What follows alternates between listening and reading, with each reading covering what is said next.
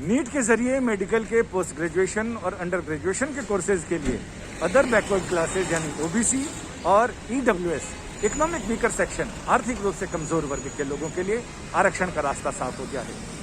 OBC को 27% और EWS कोटे के उम्मीदवारों को 10% सीटें ऑल इंडिया कोटा के आधार पर आवंटित कर दी जा रही है। सुप्रीम कोर्ट में यह मामला कई महीनों से चल रहा था। इसी सुनवाई की वजह से पूरे देश में नीट के पीजी और यूजी के लिए काउंसलिंग भी रोकी गई थी। 25 अक्टूबर को काउंसलिंग शुरू होनी थी, जो अब जनवरी में जाकर काउंसलिंग शुरू हुई है।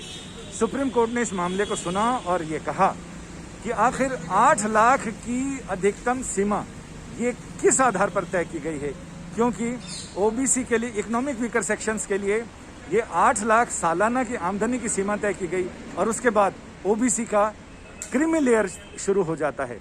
तो ये जो ओवरलैपिंग है, इसे लेकर सुप्रीम कोर्ट में मामला चल रहा था।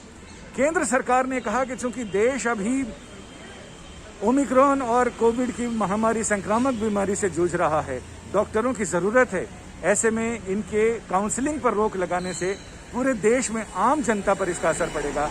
लिहाजा सुप्रीम कोर्ट एक रियायत बरत सकता है कि इस सत्र के लिए काउंसलिंग की इजाजत दी जाए। अगले सत्रों के लिए सरकार वो तमाम शर्तें पूरी करने को तैयार है जो सुप्रीम कोर्ट ने कहा है, जिसमें ट्रिपल टेस्ट है, साथ ही ऐसा सर्वेक्षण जिसमें पता चले कि क्या पिछड़ी जातियों को वहां उचित प्रतिनिधित्व मिल रहा है, सीटों के स्तर पर, ऑल इंडिया स्तर पर इसकी कितनी जरूरत महसूस की जा रही है, इसमें कोई रिपोर्ट होनी चाहिए।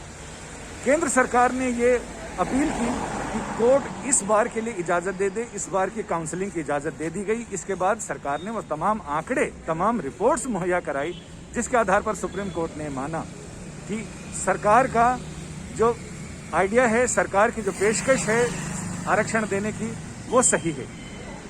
सुप्रीम कोर्ट में जस्टिस डी.वाई. चंद्रचूड़ की अगुवाई वाली पीठ ने इस मामले में सुनवाई की और फैसला दिया। फैसला देते हुए कोर्ट ने कहा कि यह सच है कि संविधान के अनुच्छेद 15(1) और 15(2) में यह कहा गया है कि योग्यता पर किसी भी पिछड़ेपन को तरजीह नहीं दी जा सकती। लेकिन इस मामले में चूंकि पीजी और नीट के छात्रों को आरक्षण का लाभ नहीं था, लिहाजा इसमें 27% ओबीसी के छात्रों को और 10% इकोनॉमिक वीकर सेक्शन के छात्रों को ऑल इंडिया लेवल पर कोटे का लाभ मिलेगा।